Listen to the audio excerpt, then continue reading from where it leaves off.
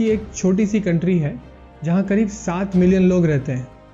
सबसे इम्पॉर्टेंट बात देखने की ये है वहाँ की जो जोग्राफिकल लोकेशन है, जहाँ एक साइड मेडिटेरेनियन सी, एक तरफ सीरिया और साउथ में Israel. We are talking about Lebanon because the recent history of this country has striking resemblance to what is happening to Bharat. और उन सब इंडिकेटर से हम ये कंक्लूड कर सकते हैं कि जो लेबनान के साथ हुआ वही भारत के साथ होने वाला है। अब आप सोचेंगे कि क्या हुआ है भाई ऐसा, वो तो मैं डिटेल में बताऊंगा ही, पर ये जान लीजिए कि it's very bad, very bad.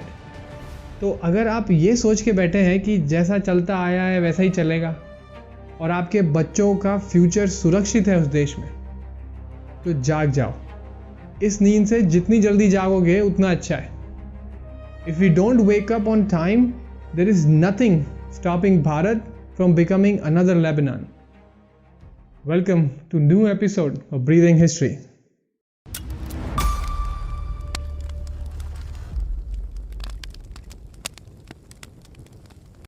1956 तक लेबनान में मैरोनाइट क्रिश्चियन मेजॉरिटी में थे, approximately 54% of the population.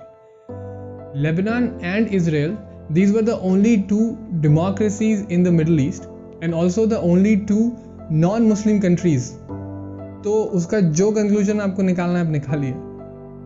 Beirut, which was also called the Paris of the East, एक ट्रेड सेंटर हुआ करता था और चूंकि इस कंट्री की जोग्राफिकल लोकेशन ऐसी थी कि मिडिल ईस्ट के सारे रेफ्यूजीज वहीं जाते थे। तभी तो ऑटोमन एम्पायर के समय में भी लेबनान मुस्लिम मेजॉरिटी नहीं हुआ, क्योंकि ऑटोमन एम्पायर से बच के सारे टाइप के क्रिश्चियन सेक्ट्स लेबनान की शरण में ही आए। अराउंड 1970 जब पैलेस्टाइन एक्सोडस हुआ था, तो पैलेस्टाइन के सारे मुस्लिम रेफ्यूजीज वो लेबनान गए, जबकि Islamic countries like Jordan and Iran, इन्होंने इन रेफ्यूजीज को लेने से मना कर दिया। दिस वॉज स्ट्रेटेजिक, आपको पता चलेगा आगे। बट अब ये जो सब रेफ्यूजीज हैं वो लेबनान में सेटल हुए और फिर वहाँ हुआ पॉपुलेशन एक्सप्लोजन। अब इन्होंने वहाँ की डेमोक्रेटिक पोजीशंस लेना स्टार्ट कर दिया, supported by PLO and other terrorist organisations. और इंटरेस्टिंग बात यह है कि ये सारी पॉलिटिक्स ये लेफ्टिस्ट बैनर के अंदर करते थे, जबकि लेफ्ट या सेक्युलर या कम्युनिज्म से इनका कोई लेना देना ही नहीं है। और खुद को विक्टिम और हेल्पलेस प्रोजेक्ट किया जाता था, और जो लोकल नेटिव क्रिश्चियन पॉपुलेशन थी उनको अग्रेसिव राइटिस्ट टैग किया जाता था। आई होप आपको एक स्केरी सिमिलैरिटीज दिख रही होंगी, आगे और भी डरावना है। 1975 आते आते मुस्लिम पॉपुलेशन हो गई थी 44%। तब यहाँ सिविल वॉर स्टार्ट हो गया। इस टाइम क्रिश्चियन पॉपुलेशन थी 54%। Let me keep this number on the screen right here. Civil war खत्म हुआ 1990 में और तब मुस्लिम पॉपुलेशन हो गई थी 54% और क्रिश्चियन पॉपुलेशन थी 40%। इसका कारण था इंटरनल पॉपुलेशन एक्सप्लोजन, पड़ोसी देशों से इल्लीगल इन्फिल्ट्रेशन और क्रिश्चियंस का मास जेनोसाइड। 1991 तक लेबनान में डेमोक्रेसी पूरी तरह खत्म हो गई थी और हिजबुल्लाह, हमास और PLO जैसे टेररिस्ट ऑर्गेनाइजेशंस वहां से अपना काम करने लगे थे। सिर्फ 15 साल लगे लेबनान को एक फ्लरिशिंग डेमोक्रेसी से टेररिस्ट ऑर्गेनाइजेशंस का ट्रेनिंग कैंप बनाने में।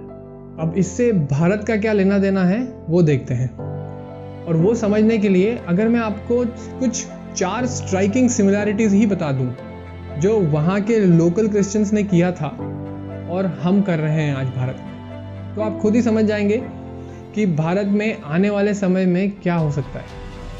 जो वो कर रहे हैं वो बहुत प्रेडिक्टेबल है। Let's see. The first one is they let refugees in. तो पैलेस्टाइन और जॉर्डन से रेफ्यूजीज आ रहे थे, लीगल और इल्लीगल दोनों। उन्होंने बोला अरे बेचारे रेफ्यूजीज हैं, शेल्टर चाहिए, ह्यूमैनिटेरियन ग्राउंड्स पर आने दिया, कुछ गलत नहीं किया ऊपर ऊपर तो। और ये तो एक लंगर जैसा डाला था। इससे फिर दूसरी टेररिस्ट ऑर्गेनाइजेशंस को रास्ता मिला अंदर आने का। बस ऐसे ही करते करते पूरी डेमोग्राफी चेंज हो गई। कंट्री के अंदर और बाहर दोनों तरफ से अटैक होने लगे। और ये एग्जैक्टली भारत में भी हो रहा है। कहाँ कहाँ से इन्फिल्ट्रेशन नहीं हो रहा है, रेफ्यूजीज आ रहे हैं। असम का पॉपुलेशन एक्सप्लोजन देख लो, या फिर ये फैक्ट कि 28 में से 8 स्टेट्स में ऑलरेडी हिंदू मेजॉरिटी में नहीं है। लेबनान में एक सिटी में रहने वालों को लगता था कि ये दूसरी सिटी में कुछ वायलेंस हो गया, छुटपुट इधर उधर के कुछ वायलेंट इंसिडेंसेस हैं। और इंटरनेशनली भी उन्हें कभी ग्लोबल क्रिश्चियन कंट्री से सपोर्ट मांगने का दिमाग में नहीं आया, क्योंकि कभी ये नहीं सोचा होगा कि उनकी कंट्री के अगेंस्ट इंटरनेशनल स्कीमिंग चल रही है।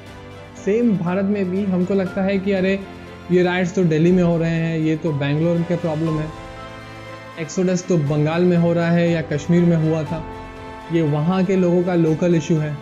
इट्स रिडिकुलस कि हम कितने प्रेडिक्टेबल पाथ पे चल रहे हैं, हम कितने short sighted. Exactly how the Christians in Lebanon reacted, hence we are destined to what they were destined to unless we change our ways. हम डेमोग्राफी का खेल ही नहीं समझ पाए। Population growth is a very important parameter जिसपे ना Lebanon के क्रिश्चियंस ने ध्यान दिया था और ना भारत के हिंदूज ध्यान दे रहे हैं। हमारा ध्यान के काय पे है, हम दो हमारे दो, या फिर ये सेंट्रल मिनिस्टर ने स्पेलिंग मिस्टेक कर दी ट्विटर पर, या फिर एक एडिटेड वीडियो सदगुरु का जिसमें उन्होंने ऐसा क्यों बोल दिया। बस इन्हीं सब चीज़ों में लगे रहो, इसमें ही डाइवर्टेड रहो, और जो मेन मुद्दे हैं, जो कल्चरल एक्सिस्टेंशियल इश्यूज हैं, उनमें दिमाग मत लगाओ। वहाँ के टेररिस्ट ग्रुप्स जैसे हिजबुल्लाह को नेबर सीरिया से कंटिन्यूसली सपोर्ट मिलता था, पैसा, इंटेलिजेंस, आर्म्स और जो भी रिसोर्सेज लगते थे। उधर जॉर्डन से कंटिन्यूसली इमिग्रेंट्स आते थे जो डेमोग्राफिकली हेल्प करते थे। भारत के पास भी पाकिस्तान और बांग्लादेश जैसे देश हैं जो कंटिन्यूसली टेररिस्ट ऑर्गेनाइजेशंस को सपोर्ट करते हैं और एक्सेसिव इलीगल इमिग्रेशन भी करते हैं। तो हमारे पास इतना सॉलिड एग्जाम्पल है लेबनान का। वहाँ जो हुआ है भारत में भी वो हो रहा है, और उस पर वहाँ की नेटिव पॉपुलेशन ने जैसा जैसा रिएक्ट किया था, हम भी वैसा ही रिएक्ट कर रहे हैं। तो स्वाभाविक है उनके साथ जो हुआ हमारे साथ भी वो हो सकता है। जेनोसाइड, एक्सोडस और एंड में death of democracy. I may be wrong and I hope I am wrong, but अभी तक तो ऐसा ही लग रहा है कि भारत भी उसी रास्ते पे जा रहा है जिस पे लेबनान चल रहा था। But at the same time ऐसा लग रहा है कि कहीं ना कहीं थोड़ी होप है, लोग जाग रहे हैं, अवेयर हो रहे हैं। So good to see people coming out and saying things like हमको हमारे फेस्टिवल्स मनाना मत सिखाओ। दुनिया का एक लौता देश है जहां हिंदू मेजॉरिटी में है। अगर हम यहां भी एक दूसरे को सपोर्ट नहीं करेंगे तो कहां जाओगे? Enough is enough. There is a noise of positive change. Let's make it louder, let's make it heard. जय हिंद, जय Bharat. If you like our work, please like, comment and subscribe to our channel. And don't forget to press the bell icon and share with your friends and family. This gives us a lot of encouragement and motivation. This is high time for us to unite, so please come and join the cause by filling out the Google form in the description below. And also, if you have any suggestions, please leave them in the comments below. Thank you for watching and see you in the next episode of Breathing History.